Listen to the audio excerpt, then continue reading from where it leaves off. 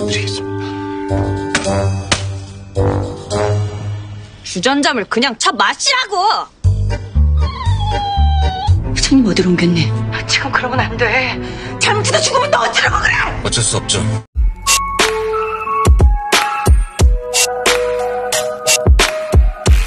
Hai Sobat Cinggu, jumpa lagi dengan Blossom Official 19. Semoga Sobat sukses selalu. Cerita sebelum keluarga Hein datang ke rumah Yunwoo.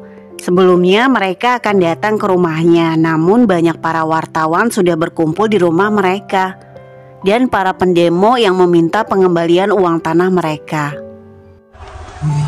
눈탱이 맞은 건 우리인데 왜들 저래? Ibunya Hein mengatakan kita juga korban, kenapa mereka seperti itu? Dan terlebih lagi kita tidak bisa ke hotel. Lalu Grace menelpon ibunya Hein, memberitahunya lewatlah gerbang belakang saja karena di belakang tidak ada wartawan. Ibunya Hein percaya, lalu mereka ke belakang rumah. Setelah turun, ternyata Grace berbohong. Grace meminta mereka untuk pergi dan bersembunyi. Hein berkata ini adalah rumah kami, kenapa kita harus pergi? Lalu Grace justru memarahi Hein dan sifat aslinya keluar guys, sehingga membuat keluarga Hein terkejut. 상황 파악들 너무 못하신다. Grace menyuruh semua sopir pergi membawa semua mobil mereka, ponsel, kartu kredit, semuanya bukan milik kalian lagi. Dan Grace sudah mengepak pakaian mereka. Bahkan Grace menendang kopernya dan menyuruh mereka pergi. Tapi tak lama Yunwoo datang dan membawa mereka dan menjelaskan semuanya. Kita bisa saja menuntut balik rumah kalian, tapi kita butuh waktu untuk itu. Jadi aku akan membawa kalian ke tempat yang aman. 안전한 곳에 잠시 계시면서 방법을 찾아보는 게 좋겠습니다. Di dalam mobil, bibinya marah sama Songchul, mengatakan kalau istrinya terlibat. Kan aku juga sudah bilang putramu tidak mirip sama sekali denganmu. Dan Songchul diam saja. 내가 뭘 했어? 건우 걔가 수철이 얘를 하나도 안 닮았다니까? 고모. Lalu ibunya bertanya, kita akan kemana? Setelah sampai, Hein dan ayahnya menyapa ayahnya Yunwoo. Lalu mereka menyapa juga semuanya. Ibunya Hein berkata aku mau kembali ke Seoul, tolong panggilkan taksi. Namun kakaknya Yunwoo mengatakan tidak ada taksi malam-malam begini nyonya. Namun ibunya tetap bersikeras tidak mau di sini dan akan pergi. Setelah berjalan terus, ibunya kaget karena telah menginjak sesuatu. Dan semuanya juga kaget juga, ternyata ibunya menginjak kotoran kuda guys, yang membuat ibunya Hein menjerit.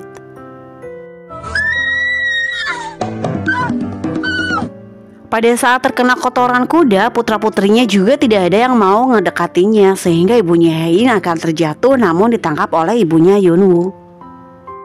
Hein mengucapkan terima kasih kepada Yunwoo dan mengatakan besok pagi kami akan mencari tempat lain. Yunwoo menjawab tidak akan ada yang berubah dalam satu malam. Ini adalah tempat paling aman dan ternyaman sekarang. Hein menjawab tidak nyaman buatku karena ini adalah rumah mantan mertuaku. 그러니까 더 여기 있으면 안 되지. 상황 좋아지려면 한참 걸릴 텐데. Aku tahu tidak nyaman buatmu. Tetapi ini membuatku nyaman denganmu karena kamu berada di sini. Dan Hein terharu. Jangan mencemaskan aku, kita sudah bercerai. Jadi semua yang menimpa keluargaku itu sudah bukan urusanmu lagi. Yunwoo menjawab aku akan tenang kalau kamu sudah pulih sepenuhnya. 네가 잘 있을 때 그때 상관 안 할게. Kakaknya Yunwoo membantu membersihkan sepatunya ibunya Hein dan memberikan sendal seadanya supaya bisa dipakai. Kakaknya merasa kasihan melihatnya. Setelah masakan selesai, mereka duduk bersama. Ayahnya Yunwoo menyilahkan mereka untuk makan. Semuanya tegang dan sepertinya tidak bernafsu untuk makan. Namun setelah Bongjia mencicipi makanannya, ternyata makanannya enak dan mereka langsung memakannya karena lapar. 예, 정말 맛있습니다. Lalu ayahnya Yunwoo berkata kenapa Songchul tidak makan. Songchul menjawab aku tidak lapar, aku hanya ingin minum air putih, apakah ada air putih? Ayahnya Yunwoo memberikan teko dan Songchul kaget dan berkata aku hanya minum air yang bersegel. Dan aku suka minuman yang bersegel dari pegunungan Alpen. 감사합니다. 알프스산 미네랄 워터 있으면 좀 부탁드리겠습니다. Kakak iparnya Yunwoo kaget apa air bersegel dari pegunungan Alpen, kocak guys. sehingga membuat Hein marah dan memukul Songchul dan menyuruh Songchul minum aja yang ada, sehingga membuat canggung semuanya. 주전자물 그냥 차 마시라고. Ayahnya Yunwoo menunjukkan pavilionnya kepada ayahnya Hein dan mengatakan kami sudah menghangatkan lantainya supaya bisa digunakan. Ayahnya Hein meminta maaf untuk semuanya. Ayahnya Yunwoo menjawab jangan minta maaf, bahkan para tetangga kalau kami sedang kesusahan juga membantu kami saat keadaan sedang susah. Kita pernah jadi keluarga. Yunwoo meminta kami untuk merahasiakan semuanya. Dan aku juga sudah memberitahu warga supaya mereka merahasiakannya juga, supaya tidak ada wartawan. Jadi kamu tidak perlu cemas di sini dan beristirahatlah dengan tenang. Lalu ayahnya Hein mengucapkan terima kasih. 아무 걱정 마시고 푹 주무십시오. Adegan berpindah ke Solhi dan David. David baru mengetahui kalau keluarganya Hein tidak ada di rumahnya karena David tidak ikut serta merencanakan untuk mengusir mereka. David bertanya kenapa kamu lakukan itu ibu? Ibunya menjawab bagaimana bisa kita tinggal satu rumah dengan orang yang kita rampok. David menjawab seharusnya Anda membiarkan mereka di sini supaya kita bisa mengawasinya. Kalau mereka tidak ada, mereka pasti akan mencari cara supaya apa yang mereka punya kembali lagi dan mereka akan balas dendam. 차라리 어떻게든 옆에 두고 그냥 혜인이를 네 옆에 두고 싶은 거 아니야? Ibu tahu kamu hanya ingin bersama Hein, jadi tolong lupakanlah dia nak. Ibu ingat waktu pertama kali ibu memasukkan aku. Lalu David flashback pada saat David diantarkan pertama kali ke panti. David hanya menangis dan ibunya mengatakan aku sangat menyayangimu. Ibu akan tegar dan bertahan. Ibu akan selalu merindukanmu. 그래서 참을 거야. 보고 싶어도 참고. Ibu cukup menepatinya. Ibu tidak pernah ingin tahu putramu yang tinggal di luar negeri. Bahkan ibu tidak pernah menelpon. Ibu hanya menahan diri sekarang. Sekarang aku sadar kalau menahan diri itu bukan cinta yang sesungguhnya. Aku hanya mengatakan kalau aku akan membawa Hein kemari bagaimanapun caranya. Aku tidak seperti ibu. Ibu hanya menahan kalau rindu, sedangkan aku tidak bisa menahan diri. Di mana Hein sekarang dan bagaimana keadaannya sekarang? Aku sudah seperti orang gila. 그 사람이 지금 누구랑 어디서 뭘 하고 있을지 상상하는 것만으로도 딱 미치겠거든요. Tujuan kita sekarang tidak sama ibu. Tujuan ibu hanyalah rumah ini dan tujuan aku hal lain sekarang yaitu Hein daripada ibu. Lalu David pergi dan menelpon memerintahkan untuk orang-orangnya mencari Hein di hotel-hotel atau villa. 호텔도 다 뒤지고 갈 만한 별장도 알아보세요. Ibunya Hein dan ayahnya sudah berada di pavilion untuk istirahat sekarang. Ibunya Hein berkata kita seperti di neraka sekarang. Suaminya menjawab neraka mana yang memberikan kita selimut sutra dan lantai yang hangat. Dan kemudian mereka mendengar Songchul menangis terus. Ibunya mau menghampiri namun dilarang suaminya. Sudah biarkan saja, dia sedang putus asa. 제가 지금 속이 속이겠냐고. Ibunya Hein berkata dia tidak pernah tidur di lantai suamiku. Dan selimut kita lebih tebal daripadanya. Lebih baik kita tukar saja selimutnya. Dan ayahnya Hein melarangnya. Dan menjawab sayangku aku juga pertama kali tidur di lantai. Dan aku juga putra orang kaya. Ibunya tidak jadi menukar selimutnya guys. Kocak. 나도 집을 잊어야. Hein sedang berada di kamarnya Yunwoo dan mendengarkan iPodnya milik Yunwoo. Hein berkata kenapa selera musiknya sama denganku. Dan Hein baru tahu ternyata iPod itu adalah miliknya yang terjatuh pada saat di sekolah yang sama dengan Yunwoo dulu. Dan baru sadar juga ternyata cinta pertamanya Yunwoo adalah dirinya. Jadi yang menjatuhkan iPodnya adalah dia sendiri. Dan Hein senang sekali dan mengatakan apakah ini sudah takdir aku berjodoh dengannya dari kecil. 백현우는 뭐? 나 좋아하려고 태어난 남자야? Kemudian mereka mengobrol di pesan semalaman dan Hein mencandai terus Yunwoo soal cinta pertamanya. Sedangkan Yunwoo belum tahu kalau itu adalah Hein sendiri. Keesokan paginya Yunwoo akan berangkat kerja dan berpamitan ke Hein. Namun Heinnya sedang tidur dan Yunwoo tidak berani membangunkannya. Dan Yunwoo hanya memandangnya saja guys. Ibunya Yunwoo memetik sayuran dan akan memasak untuk sarapan mereka nanti. Hayin melihatnya dan menawarkan bantuan untuk membantunya. Ibunya Yunwoo mengajarkan Hayin. 정말 훌륭하시네요. 이까짓 것이 무엇이 훌륭하대? Dan itu membuat Hayin senang dan tersenyum dan tertawa karena keahlian mantan mertuanya yang jago. Kemudian ibunya Hayin melihat putrinya begitu senangnya dan tertawa. David datang ke kantor dengan banyak wartawan yang sudah menunggunya. David mengadakan rapat dengan para direksi lainnya, membuat rencana-rencana baru tentang mengembangkan perusahaan menjadi lebih besar lagi ke berbagai belahan negara lainnya. Lalu bawahannya mengatakan lagi kalau masih ada beberapa uang dan hartanya Tuan Hong yang tidak tahu kemana larinya. Konon uangnya dicucikan di berbagai bank di luar negeri. 돈 세탁 과정도 10개국 이상을 거치는 복잡한 과정이었답니다. Lalu Yunwoo masuk dan David berkata, aku tidak nyaman kamu masih berada di sini sebagai tim hukum manajemen kita. Yunwoo mengatakan aku sedang melamar pekerjaan, jadi tolong kasih waktu 1 bulan. Dan aku juga tidak punya akses apa-apa ke tim manajer keuangan, jadi kamu tidak usah khawatir. Lalu David menjawab, oke, tapi di mana Hayin? Kamu kemarin kan yang menjemputnya?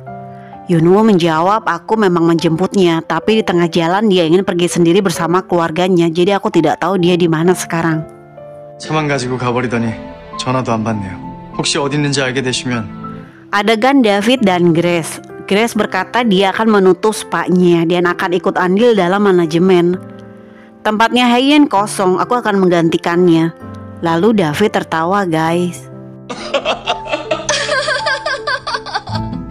Setelah David tertawa dan mengatakan tutup saja spanya dan kamu pergi ke luar negeri menyusul Direktur Joe. Karena akan merugikan sekali kalau kamu sampai tertangkap di sini. Itu membuat kaget Grace dan marah dan merasa dihianati. Yunwoo menemukan dan mendatangi karyawan servis yang memulihkan CCTV-nya dulu. Dia sedang bersama putrinya. Yunwoo mengatakan aku menggugatmu atas penipuan undang-undang privasi komunikasi. 사기죄의 통신비밀보호법 위반으로 고소를 했는데도.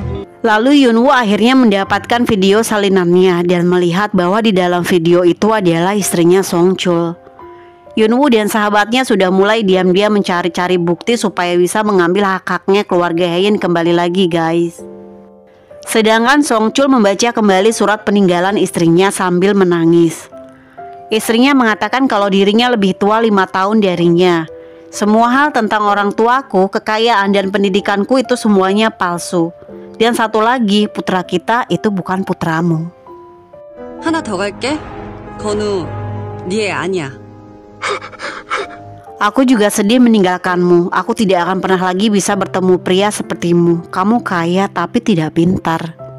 Lalu Song Chul flashback memberikan sarung tangan dan syal kepada istrinya waktu kecil. Dan istrinya selalu mengucapkan menikahlah denganku. Dan pertemuan mereka pertama kali setelah dewasa yaitu di saat Hayin dan Yunwoo menikah. Dan kemudian di dalam surat itu istrinya berkata lupakanlah aku. 나 우리 다혜 어디 가서 찾지? Dan Song Chul menangis terus dan Hayin melihatnya dan mencoba untuk menenangkannya dan menghiburnya, guys. Yunwoo masih bersama sahabatnya. Sahabatnya mengatakan kita melakukan semua ini membutuhkan waktu paling setidaknya 5 tahun untuk gugatan. Yunwoo menjawab tidak. Ada jalan pintas yaitu penipuan investasi. Dia melakukan penipuan investasi dari awal untuk mengikat keluarganya Hayin dengan ide bisnis baru dan mencuri saham mereka. 윤은성이 했던 방식 그대로 다시 뺏을 거야. Dan aku juga akan melakukan taktik yang sama untuk mengambil lagi sahamnya milik David. Bawahannya Yunwoo dan Hayin mereka diminta David untuk mengawasi Yunwoo sehari-harinya. Dan mengatakan kalau Yunwoo kesehariannya hanya menulis resume untuk melamar pekerjaan saja, tidak ada yang lainnya. Dan David percaya, guys. Ayahnya Hayin mencoba menelpon semua teman-teman dan koleganya, tetapi tidak ada satupun yang mau membantunya dan mengangkatnya. Dengan alasan sedang sibuk dan bahkan ada yang memblokirnya. Itu membuat ayahnya Hayin frustasi dan kemudian mabuk berat dan curhat kepada ayahnya Yunwoo. 가족들한테 말은 해줄 수 있어야 하지 않겠습니까? Hayin sedang berada di luar dan mengobrol dengan keponakannya Yunwoo. Keponakannya mengatakan jangan khawatir, aku adalah pengelola warnet di Yongdori. Jadi tidak akan pernah bocor. Kami merahasiakanmu di sini selalu. Dan keponakannya pergi. Kemudian Hein penyakitnya kambuh guys dan merasa pusing lalu pingsan. Setelah sadar, Hein sudah berada di dalam rumah dan dikelilingi keluarga. Semuanya bertanya dan khawatir Hein sakit apa. Tetapi Hein tetap menutupinya dengan berkata aku hanya sakit anemia. 그냥 빈혈약? 빈혈이 있어. 검진 때 그런 얘기 못 들었는데. Mendengar hal itu, Yunwoo langsung pulang dari kantor dan menemui Hein. Yunwoo berkata, aku sudah menemui doktermu. Besok kamu harus ke rumah sakit dan menemuinya. David datang ke rumah Hein dan masuk ke kamarnya untuk mencari petunjuk. Dan David menemukan kartu rumah sakit milik Hein. Keesokan paginya, David datang ke rumah sakit Sungmin dan mengupload ulang resume medis Hein. Di situ David kaget melihat hasil resumnya yang menyatakan Hein sakit tumor dan sudah menyebar ke semuanya. Dan pengobatannya gagal dan perkiraan hidup yaitu 3 bulan lagi. David kaget dan menangis lalu berlari ke dokternya Hein dan berkata bagaimana caraku untuk menyelamatkan Hein. 어떻게 하면 홍현이 살리는지 나는 그것만 알면 되니까. Sedangkan Hein datang untuk melakukan check up dan pengobatan. Dan Yunwoo memberitahu kalau David datang dan mengetahui semuanya. David terdiam karena kecewa. Dokter hanya memberitahunya kalau kamu bukan walinya, jadi kami tidak berhak memberitahumu. 환자분의 가족도 보호자도 아니면서 무슨 권리로 이러시는지 모르겠네요. David mendatangi rumah sakit kakeknya Hein juga dan melihat ibunya. Ibunya mengatakan kirimkan siaran pers dan katakan aku akan mengambil alih pasaraya.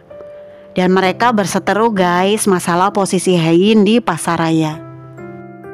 David berkata ke ibunya itu adalah pasaraya milik Hein dan hanya Hein yang bisa menempatinya, tidak boleh orang lain. 아니요, 그 자리는 혜인이 겁니다. Kamu kan tahu David, ibu memiliki saham 21%, jadi ibu juga berhak menentukan. Mungkin pada saat Solhi keluar rumah sakit, David beraksi dan mungkin David juga kesal ke ibunya. Dan pada saat Solhi kembali, ternyata kakeknya Hein sudah tidak ada di ruangannya lagi guys. Dan Solhi kaget lalu menelpon David. Solhi bertanya ke David di mana ketua, kamu tidak boleh melakukan ini David. Cepat kembalikan dia ke sini, nanti dia tidak akan selamat, sambil marah ke David. David hanya berkata apa boleh buat, tujuan kita sekarang sudah tidak sama ibu. Kakeknya Hein belum tahu dipindahkan kemana oleh David guys. Sedangkan Yunwoo mengirim pesan ke Hein akan berangkat pulang. Tetapi di perjalanan Yunwoo merasa ada yang mengikutinya. Lalu Yunwoo mengalihkan. Sedangkan Hein akan pergi keluar rumah dan berkata ke mertuanya akan menunggu Yunwoo di depan. 현아 씨 곧 오는 것 같던데. Sedangkan Yunwoo masih kejar-kejaran. Hein mencoba menelpon Yunwoo. Ternyata ponsel Yunwoo ada di David guys. Dan David datang mendatangi Hein dan Hein kaget. Yunwoo berhenti di jembatan dan mereka yang mengikuti Yunwoo turun. Dan ternyata Yunwoo mengenalnya dan Yunwoo memberikan sebuah surat gugatan. 법의 심판을 한번 받아보자고. Tetapi ternyata orang tersebut membawa banyak orang dan mereka berniat melukai Yunwoo guys. Dan kemudian mereka berkelahi.